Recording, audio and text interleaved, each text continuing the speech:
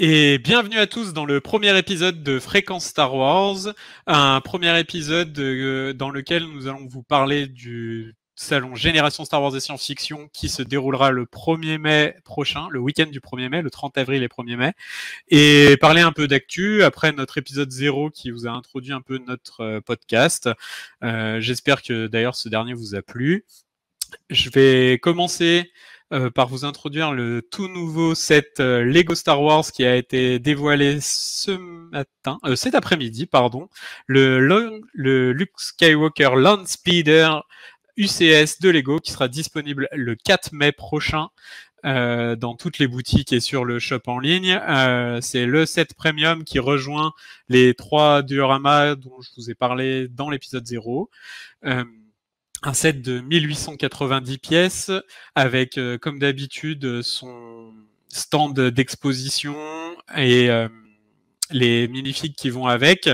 Je reviens surtout sur les minifigs sur ce set parce que le C3PO est une nouvelle minifig exclusive à cette boîte avec une double injection avec le gris et le jaune qui sont pas peints mais c'est vraiment du Lego injecté.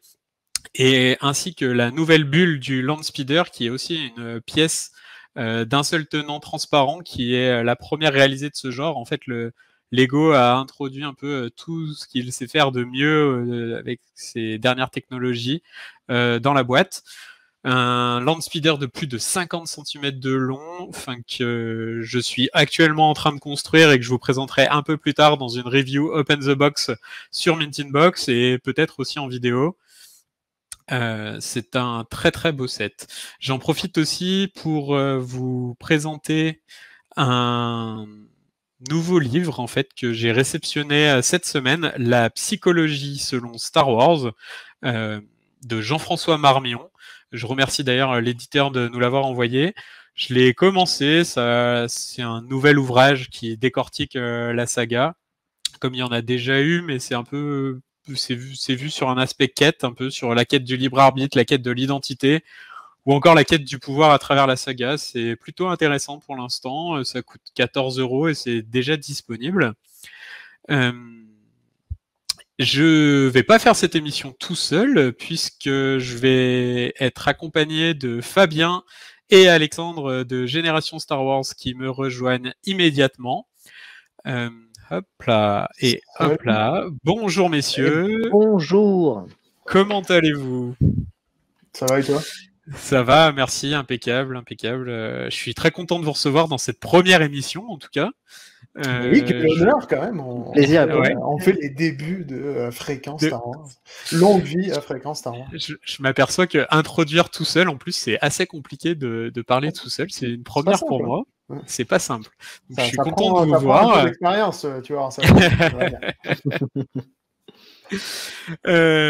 vous êtes là donc, pour nous parler de Génération Star Wars et science-fiction, la 22e édition, si je ne me trompe pas. 23e édition, je suis désolé, en plus je me trompe, bah, bravo. 23e édition. Non, mais on s'y perd un peu avec les éditions virtuelles et tout. Et oui, ça ferait au moins 25 si on compte les éditions virtuelles. C'est ça, on sait plus. Franchement, on sait plus.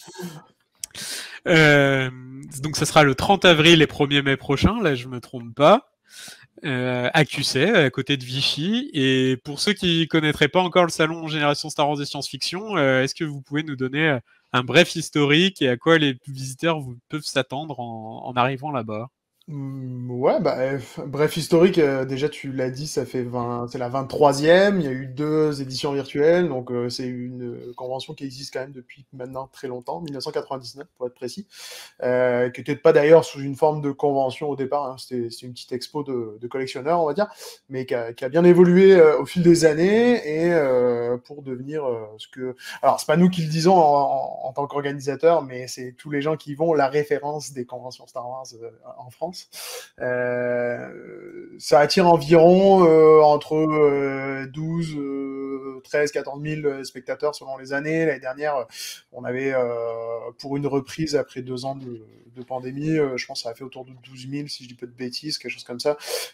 Donc ce qui était plutôt une bonne cuvée pour pour une Pour une reprise. reprise. Ouais, c'est ça. Et alors, une des particularités, si vous ne connaissez pas, et on a eu encore la réflexion il n'y a pas très longtemps sur le groupe Génération Star Wars, c'est que c'est une convention qui est gratuite. Donc c'est une convention qui est en entrée libre. Donc c'est toujours surprenant, notamment pour ceux qui sont des habitués du monde des conventions. Donc j'entends par exemple des cosplayers ou ce genre de choses qui ont l'habitude de faire des Comic-Con ou des Japan Expo, ce genre de choses. Nous, on est toujours gratuit. On compte le rester encore longtemps, aussi longtemps que la convention existera. Ouais, c'est sûr. J'étais en Allemagne la semaine dernière pour une convention qui ressemblait beaucoup à QC, mais version allemande, tu vois, et c'était quand même 20 € l'entrée. Ouais, bah, nous, on veut que ça reste un endroit familial. On est dans un endroit un peu perdu. Tu l'as dit, à QC, donc c'est juste à côté de Vichy. Donc, on veut pouvoir, oui, attirer le public qui vient d'un peu partout en France ou d'Europe, mais aussi pouvoir attirer le public qui est autour, en fait, local, et que ce public aussi là puisse venir en famille. On veut pas faire payer pour des enfants, etc. Enfin, tous ces gens, toutes ces choses-là font que l'ambiance est un peu différente des fois d'une Comic-Con ou une chose comme ça, parce que c'est un public qui est un peu plus large en fait. C'est sûr. Moi, c'est une de mes conventions préférées, de toute façon. Donc, je dis pas mais ça ça parce que empêche... j'ai dit de côté. Ouais, c'est vrai. Mais ça n'empêche pas qu'on a des caractéristiques des grosses conventions, notamment avec des acteurs qu'on invite tous les ans depuis maintenant 2003, donc ça fait quand même un paquet d'années. C'est ça, 2003. Presque 20 Ouais, ans. c'est ça. Et chaque année, j'ai l'impression que la barre est de plus en plus haute. En plus, il y a des grosses pointures qui sont venues. Ben, on essaye de varier, en tout cas, un peu plus. C'est vrai qu'on avait commencé avec juste un seul acteur. Petit à petit, on en a eu plusieurs. On a eu des plus gros, des moins gros, des plus variés. Maintenant, on essaye aussi de varier dans les invités avec, par exemple, des auteurs. Là, ça va faire la deuxième année de suite. On en reparlera un peu tout à l'heure, mais ça va faire la deuxième année de suite qu'on a des auteurs de livres qui travaillent sur la Haute République, qui est l'événement littéraire de Star Wars en ce moment. Donc voilà, l'idée c'est quand même d'avoir des invités qui sont assez variés et de qualité. Alors, pour ceux qui connaissent pas, on n'aura jamais Marc Hamill ou Nathalie Portman qui viendront à QC. Faut pas se faire d'illusions parce qu'on n'a pas le budget pour ça. On reste une association, je l'ai pas dit, mais on est tous des bénévoles qui font ça sur notre temps. C'est environ combien de bénévoles pour l'organisation, on va dire, du jour J, quoi Cette année, on est 92, mais on tourne en général autour de 90 à 100 personnes en moyenne. C'est une grosse organisation, quoi. Voilà, après, les 100 membres sont pas tous investis le jour J, puisque bon, certains sont pas dispo ou quoi, mais en règle générale, voilà. Tu parles de Fabien qui est un peu loin. C'est ça. Il y a ceux qu'on veut pas qui s'investissent aussi. Hein. On les a éloignés le plus possible, ceux-là, mais ils sont quand même là des fois. Maintenant, quand je prends juste une table pour vendre mes conneries. C'est ça. Mais non, en règle générale, sur toute l'année, on est une grosse quinzaine. Donc, le conseil d'administration de l'association a vraiment s'investir sur notre temps libre, voilà, jusqu'au jour J. Et puis le jour J, une bonne soixantaine à donner la main à la pâte pour que l'événement fonctionne. Yes. Moi, je le vois quand je suis sur place, et c'est vrai que j'ai un peu donné des coups de main quelques années, notamment au rangement, et c'est vrai que c'est quand même une grosse machinerie bien huilée, mais tout le monde a sa place et a son rôle à jouer, et voilà. Je le redis, je pense que vous avez besoin de l'année dernière, vous aviez demandé des bénévoles. Je sais pas si cette année il y en a besoin, mais en tout cas, c'est toujours sympa de participer. Ça fait voir l'autre côté de la convention. Voilà, c'est ça. Mais depuis l'instauration des mesures sanitaires et aussi des mesures Vigipirate, ça devient assez compliqué d'organiser un événement voilà, avec des contrôles de sécurité aux entrées, des jauges dans les bâtiments, des choses comme ça, ce qu'on ne connaissait pas avant en fait. Donc c'est vrai que depuis l'année dernière, on est obligé, malgré toute la bonne volonté et le gros investissement de nos membres qu'on remercie si certains passent par là, de faire quand même recruter des gens en dehors de l'association. Ils sont assez nombreux à répondre présent, donc ça nous fait plaisir à chaque année. Ouais, c'est vraiment un des trucs qu'on n'avait pas anticipé au fur et à mesure des années. C'est-à-dire quand on a lancé et essayé de faire évoluer un peu la convention, on pensait pas que ça prendrait l'ampleur que ça a aujourd'hui, mais du coup, en ayant une plus grosse ampleur, ce que ça impliquerait. et notamment, comme le dit Alex, des plans Vigipirate, des plans, enfin des trucs des mesures sanitaires, etc. En 2006, quand on a été 3000 pélos qui venaient sur tout un week-end, on envisageait pas d'avoir ce genre de choses à gérer, tu vois. Et c'est des trucs qu'on est obligé d'apprendre un peu sur le tas. On a la chance d'avoir une équipe qui est quand même très pluridisciplinaire. Qui a plusieurs compétences. Ouais, c'est ça. Qui permet justement de gérer ce genre de truc. Le fait d'avoir, on a un pompier professionnel dedans, enfin plusieurs même d'ailleurs, donc qui peuvent nous aider sur les parties un peu plus sécurité, tout ça. On est assez chanceux en fait de ce côté-là parce qu'on est une organisation qui est, il y a des très jeunes et il y a des retraités, quoi.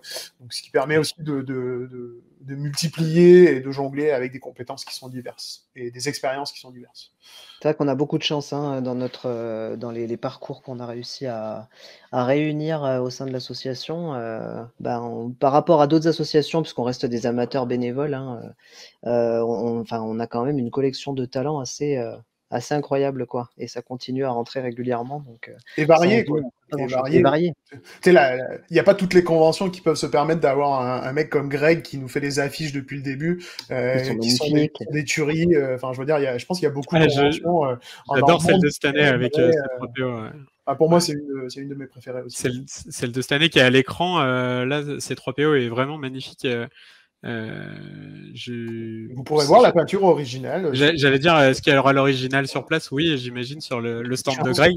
Je pense que oui, puisque en ce moment, il fait une expo à Vichy, en fait, de tout son travail, où il expose cette peinture-là. Mais l'expo sera finie alors, au moment de la convention, donc je pense que il devrait l'amener.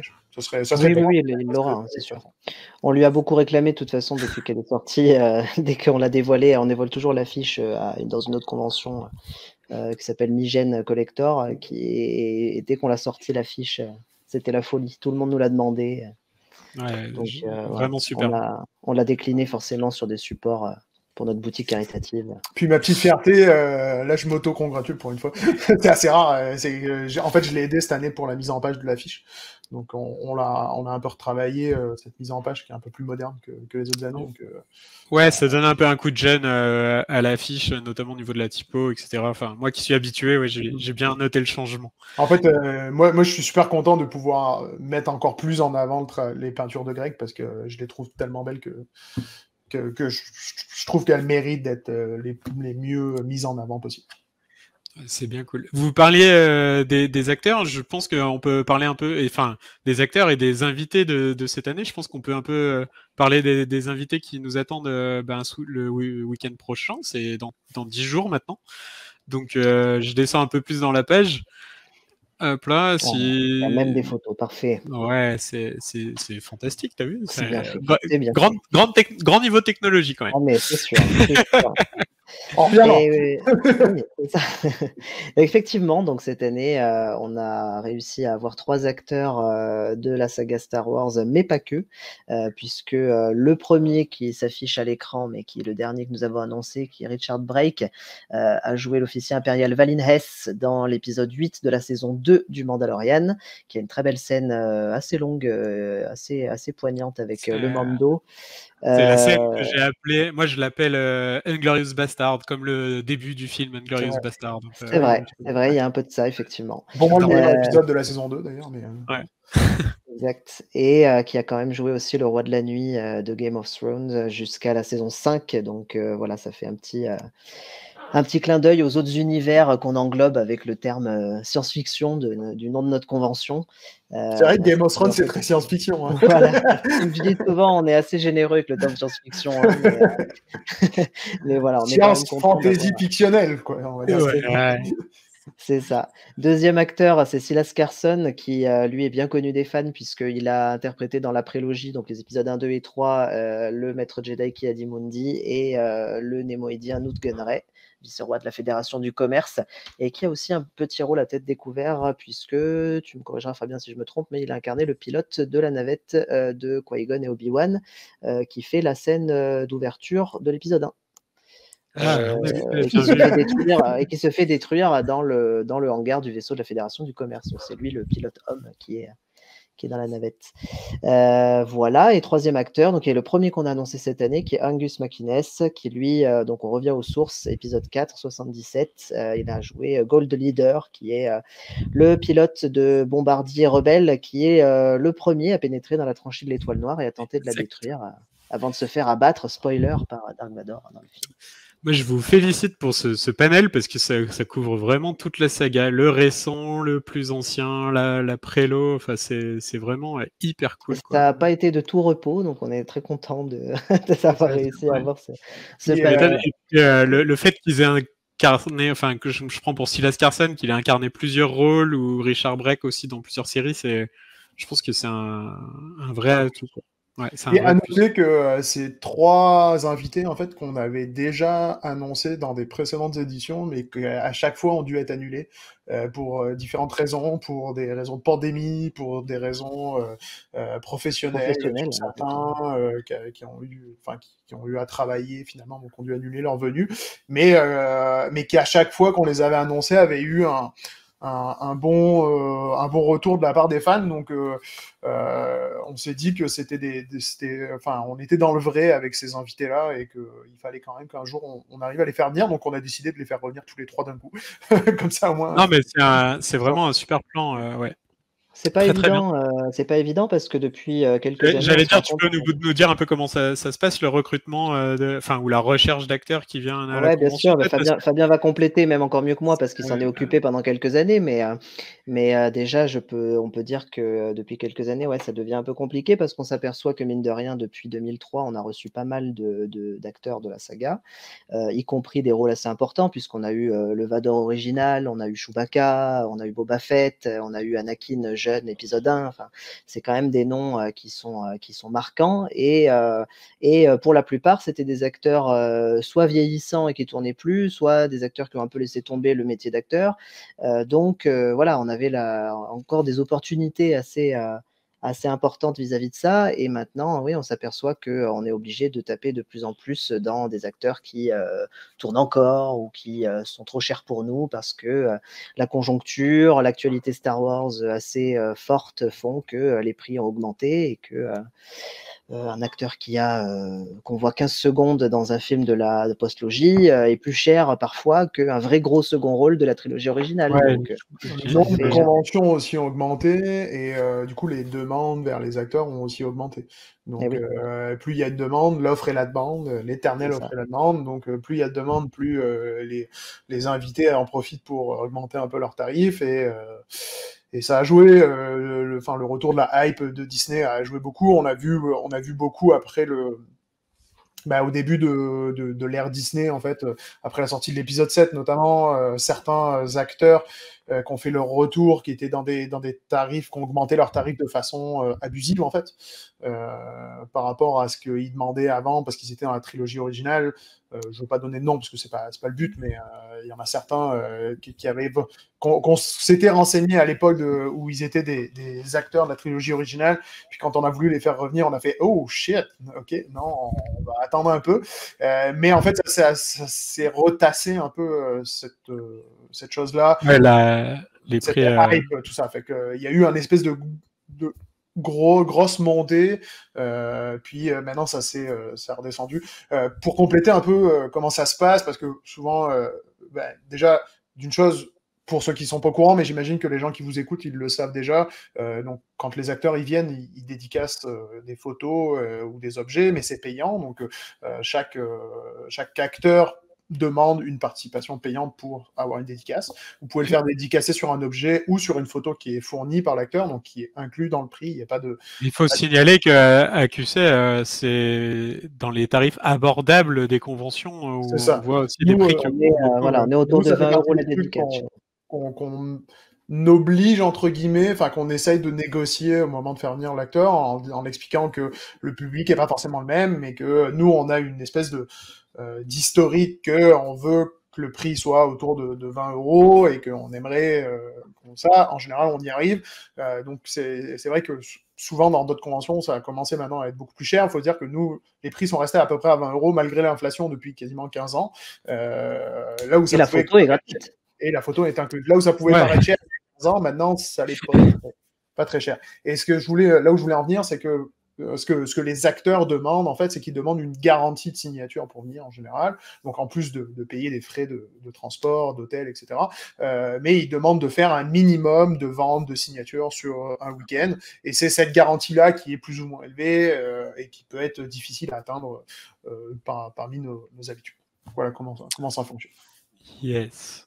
J'espère que c'est assez clair pour le grand public. Et nous, le podcast s'adresse à un public averti, donc je pense qu'ils sont au courant de ces limitations. Oui, et s'ils ne l'étaient pas, au moins, maintenant, c'est plus clair et c'est bien de l'avoir. Si ça va bien sans le dire, ça va mieux en le disant. On a parlé rapidement on a parlé des acteurs beaucoup, mais il n'y a pas que des acteurs Star Wars qui viennent. On parlait des autres invités. Tout à fait. On l'a dit tout à l'heure, Cavan Scott, Ouais, donc on a un auteur de la Haute République qui est présent, donc Cavan Scott en l'occurrence. L'année dernière, c'était Claudia Gray.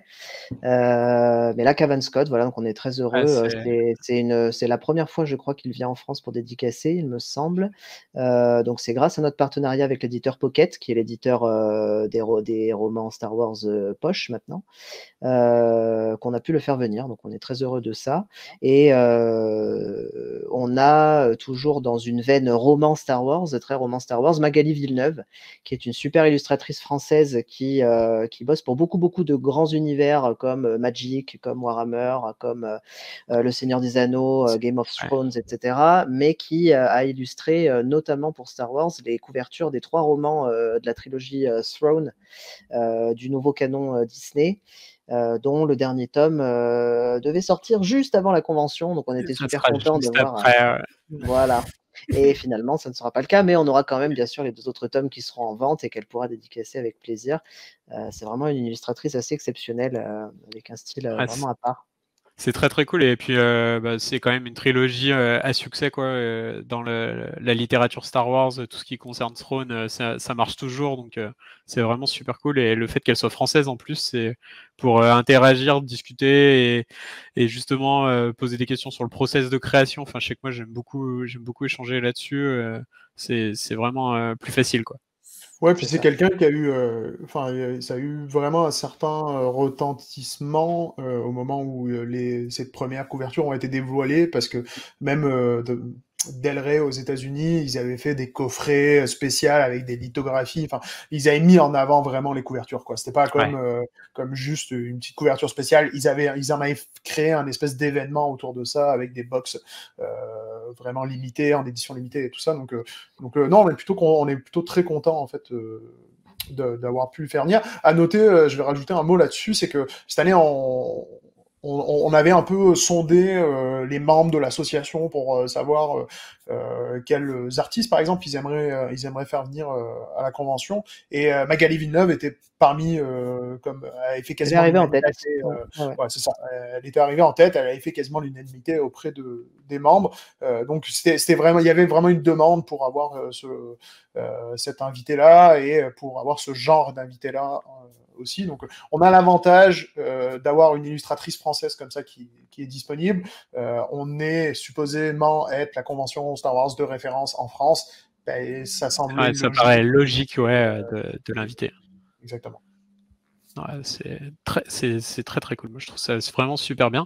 Alors, on va faire un petit focus aussi, on va dire, sur les habitués de la convention, parce que j'ai vu les noms Simon Caruso, Christophe Hénin, Thierry Mornay, c'est des Greg, on en parlait tout à l'heure, c'est des gens qui reviennent régulièrement à la convention. Voilà, je vais pas, je pense par souci de respecter le timing, on pourra pas, on va pas s'attarder sur chaque nom, même s'il le mérite très largement. Mais voilà, effectivement, on a les habitués, comme tu l'as dit. On a d'autres quand même nouveaux qui sont Rufus Desglos et Guillaume Bourguet, qui sont 2 illustrateurs qui ont un style tous les 2 très différent, comme vous pouvez le voir en photo, mais qui font vraiment des choses très très chouettes aussi. Rufus Desglos a notamment illustré du Judge Dredd donc il fait quand même des choses assez sympas pour Connu pour Tangirl. pour les auditeurs américains. Tangirl également. Le comics Tangirl, qui est quand même. On a bien sûr Thierry Mornay qui est chef donc de l'édition des comics chez Delcourt, un de nos partenaires éditeurs. On a les deux youtubeurs qui étaient présents l'année dernière, 12 Parsec et Le Point de Génus, qui avaient formé un duo super sympa sur scène et qui vont revenir. Donc ils seront en dédicace puisqu'ils ont tous les deux des chaînes YouTube assez populaires où ils parlent de vulgarisation scientifique et pas mal de geekerie en tout genre, parce qu'ils sont tous les deux très fans de Star Wars et de pop culture en général. Donc ils seront là aussi, ils feront une conférence. J'ai de la culture geek, lui c'est un TikToker, donc on balaye vraiment tous les réseaux sociaux là cette année. Alors lui il a une très grosse chaîne TikTok où il fait lui de la vulgarisation astronomique, il est aussi fan de Star Wars et puis il était pas loin de QC, donc il est venu à notre rencontre et puis ça a bien matché, donc on s'est dit pourquoi pas la voir en trio avec les deux youtubeurs. Il faut surfer sur la vague de toute façon de ce qui marche en ce moment exactement. Et c'est top. Et pour terminer, Alexandre Poncé, qui lui était, donc il a longtemps été journaliste à Mad Movies. C'est le biographe officiel de Phil Tippett, qui est le génie des effets spéciaux, qui a travaillé pour plein de films hollywoodiens, dont Star Wars, et qui a été oscarisé pour ça. Et donc Alexandre Poncé, il a sorti un documentaire vidéo et un livre biographique sur Phil Tippett. Qu'il viendra dédicacer sur place sur le stand du musée du cinéma de Lyon, qui sera aussi présent avec des originaux, plein de props originaux en fait de films, de grands films du cinéma. Super, c'est excellent. On a la chance de bien connaître celui qui est devenu le nouvel acquéreur du musée du cinéma et de la miniature de Lyon. Donc c'est un ami, on va dire, de longue date de la convention, pour ne pas dire plus. Donc on va pouvoir profiter un peu de ce... Vous retrouverez... ouais, je le connais bien aussi. Je mettrai un lien vers le site, vous retrouverez le planning complet de toutes les conférences, de tous les intervenants dont on vient de parler, et compris la conférence de Mint Inbox, gérée par moi-même d'ailleurs, et Raphaël sur l'actu du collectionneur, où on parlera un peu d'actu et de ce qui sortira au 4 mai. J'attire aussi votre attention sur Zam et Jack, que je connais très bien, et leur super cosplay, nos amis de Star Wars Universe, Planète Star Wars et Star Wars en direct, bien sûr, qui seront là comme chaque année. Moi je parle pour moi, mais sur MIB, vous savez, on est collectionneur quand même, et je sais que chaque année, on a l'occasion de récupérer quelques goodies ou exclus faits pour la convention. Je pense que cette année, c'est toujours d'actu, et en plus, généralement, c'est pour la bonne cause. Effectivement, là, si tu vois, il y a un lien où c'est écrit notre boutique caritative Marabout, juste au-dessus du teaser vidéo. Je vais y aller. Hop là. Hop, voilà, parfait. Donc, encore, donc ça, c'est une news qu'on avait fait le 21 mars, donc il y a quelques semaines, pour annoncer un certain nombre de choses. Comme d'habitude, on a des patchs en fait qu'on fait pour. En fait, on a deux types de patchs. Pour les collectionneurs, on a des patchs qui sont internes aux membres de l'association, qui représentent les acteurs, que ceux-ci on ne vend pas, mais qui sont juste vendus aux membres de l'association pour faire du trade. Et puis on a des patchs Marabout qui sont donc en vente sur la boutique Marabout. Donc là, il y en aura un nouveau, c'est une déclinaison. Il y en a un, c'est une déclinaison d'un ancien visuel, puis il y en a un nouveau donc qui est issu de c'est repris en fait le graphe qui a été fait par un artiste local à côté de l'espace Chambon en fait. Exactement, sur le mur, ouais, tout à fait. C'est ça. Ça a été fait mis en place et organisé par la mairie de QC il y a quelques années, et du coup c'est toujours présent comme un clin d'œil à nous à l'espace Chambon, et du coup on a voulu rendre hommage en accord avec l'artiste d'en faire un patch cette année, donc qui sera dispo. Ensuite il y a ça aussi c'est devenu une espèce de tradition, c'est nos gobelets. On fait des gobelets avec des visuels, donc c'est moi qui fais les visuels, donc cette année deux nouveaux visuels encore une fois, avec un petit TIE Fighter pilote. Donc ça c'était suite aux nombreuses demandes de Loïc Kiné depuis des années et des années qui voulait son TIE Fighter pilote, voilà qui est fait. Puis un Storm, un casque de Storm, toujours un peu dans le même style, donc on continue pour la collection. Ouais, c'est une jolie série, j'aime bien. Ouais, ils sont toujours à côté de moi, ils sont toujours sur mon bureau, je m'en sers régulièrement. On a un petit pins aussi, donc là, qui est sorti il y a en exclu qui est sorti cette semaine en fait sur les réseaux sociaux, un peu en cachette. C'était une exclue de Salim Tershag qui a partagé ça suite à la réunion. Donc un pin du Mandalorian, du casque du Mandalorian qui sera aussi en vente sur notre boutique Marabout. Tout ça, c'est des choses qui seront dispo sur la boutique et donc tous les profits seront pour nos œuvres caritatives, donc on va pouvoir en parler, en dire un mot. J'ajoute aussi que il y a les prints de Steve Patrickian qui nous avait fait l'année dernière pendant l'édition virtuelle de QC, donc devant l'espace Chambon en fait, enfin devant l'espèce de petit clocher qui a en face de l'espace Chambon du Mandalorian, qui seront disponibles à la boutique également. Donc ça fait des prints un peu spéciaux puisqu'ils sont made in QC. Donc voilà, un petit, il y aura des marque-pages aussi. Qui seront dispo. Et je sais que parfois il y a une vente aux enchères. Cette année, il y a une vente aux enchères ou pas du Alors, tout? il y a une vente aux enchères qui est réservée aux membres de l'association. On fait aux membres aux invités, on va dire. Il y a comme un repas invité le samedi soir, donc avec les associations participantes. Et à ce moment-là, il y aura une vente aux enchères de quelques prodeurs assez sympas cette année d'ailleurs. Il y a quelques dédicaces d'acteurs notamment, dont des gros. Il y a des trucs assez chouettes en fait. Alors, on va pas en dire trop parce que malheureusement c'est assez. Si pour les membres de Mint Inbox, vous en aurez l'occasion, mais cette année on a pas mal de trucs à gérer. Je suis pas sûr qu'on aille au repas, mais on verra. On n'a encore pas décidé. On pourra pour ça. Juste dire un mot, donc pour dire, ça sera pour le service pédopsychiatrique de l'hôpital de Vichy, si je dis pas de bêtises, Alex. C'est ça. Et il y a aussi une autre chose, c'est il y a l'artiste Dorian, en fait, on va en parler justement dans très peu de temps sur notre site. Elle va mettre en vente aussi certaines de ses œuvres et sur notre truc. Et le but, en fait, c'est une partie des bénéfices seront pour l'aider c'est une personne qui a mobilité réduite, elle a besoin de s'acheter un nouveau fauteuil. Donc une partie des bénéfices seront pour l'aider à financer son nouveau fauteuil. Donc c'est une artiste qu'on avait déjà reçue, qui est du coin aussi, donc voilà. Et si tu as le lien, on le mettra dans la description de la vidéo, comme ça. Vous pourrez aller voir ça. La news devrait arriver demain, si je dis pas de bêtises. Demain, c'est ça. Demain. Donc aujourd'hui. Aujourd'hui est jour de la diffusion de la vidéo, bien sûr. C'est ça. J'ai une dernière question pour vous. Est-ce que chacun, vous pouvez nous parler de vos meilleurs moments ou meilleurs souvenirs de la convention? Vas-y, toi, Alex. Ouais, alors je me demande si avec Fabien on n'aura pas le même, parce que on en parle souvent de cette anecdote-là. Moi j'en ai plein aussi, mais c'est vrai que celui-là particulièrement, c'est une anecdote d'un invité qu'on a eu qui était Jake Lloyd, donc acteur d'Anakin épisode 1, qui, comme la plupart des fans le savent, est quelqu'un qui a beaucoup souffert de la suite en fait de la sortie de l'épisode 1, qui a été pas mal harcelé à l'école, qui a eu des petits problèmes voilà, de santé suite à ça, et qui a souhaité se couper un peu du monde du cinéma à cause de ça. Et ce gars-là, en fait, on a réussi, si je ne me trompe pas, à l'avoir par le biais de l'agent d'un autre acteur qu'on avait reçu l'année précédente ou 2 ans avant. C'était Daniel Logan, me semble-t-il. Oui, un peu aidé par les gens de Mint Inbox, faut le dire aussi. Aussi, tout à fait, c'est vrai. C'est vrai. Et du coup, voilà, il s'était passé le mot. Il avait eu très bonne écho de notre événement, et malgré qu'il en fasse très peu, il avait décidé de franchir le pas et de venir en France avec sa maman.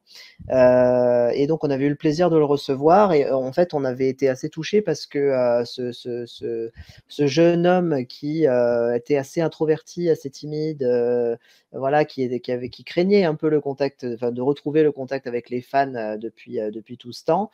Finalement, au bout d'une journée de convention, il s'est un petit peu métamorphosé. On s'est beaucoup occupé de lui, on a fait en sorte de le mettre à l'aise bien comme il faut. Et moi, j'ai un grand souvenir avec lui le soir, en fait, après la convention, après le repas, où on avait privatisé une salle, en fait, pour une soirée privée, voilà, avec l'ensemble de l'association, des amis de association, et Jake Lloyd avait tenu à venir sans sa maman pour le coup, s'amuser avec nous, et je me rappelle voilà de ce Jake Lloyd qui était complètement extraverti pour le coup, qui parlait super bien avec nous, et qui avait bu des coups avec nous, voilà, c'était vraiment sympa, et ça faisait vraiment plaisir de voir ça, quoi, de voir qu'il était trop content d'être là. Ouais, j'étais à cette soirée, c'était super. Je pense que c'est un des souvenirs de Raphaël aussi, hein, parce que j'ai quelques photos de Raphaël avec lui. Je ne dirai pas plus. En vrai, ça a marqué beaucoup de gens cette soirée. Enfin, moi, c'est un de mes meilleurs souvenirs aussi de Génération Star Wars, donc je comprends ce que tu veux dire, Alexandre. C'était vraiment cool. Mais moi, de mon côté... Et toi, Fabien? Ouais, je te dirais que c'est toujours, pour nous, organisateurs, c'est bizarre, mais c'est souvent, en fait, les à côté de la convention qu'on se rappelle beaucoup. Là.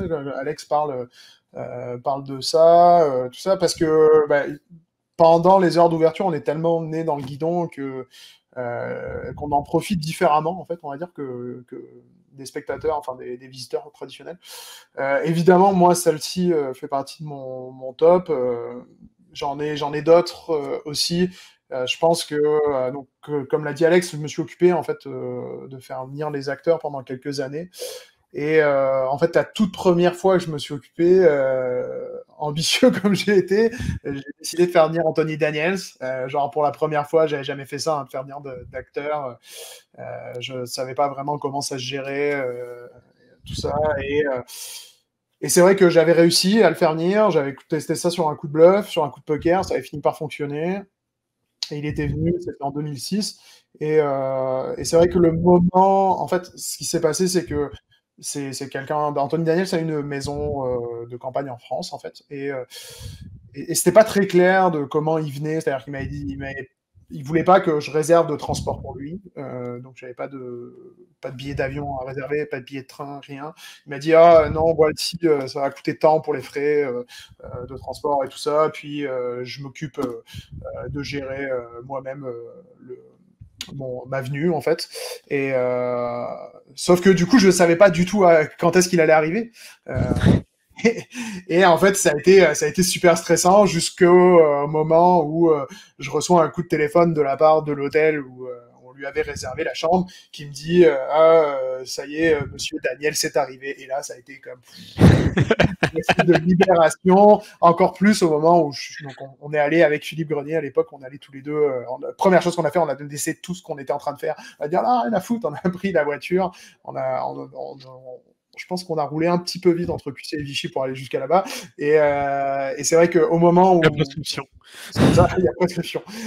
Où on l'a vu descendre, en fait, les marges de l'escalier, parce qu'il y a une espèce d'escalier, c'était un hôtel un peu victorien et tout, donc assez beau avec justement des vieilles marches.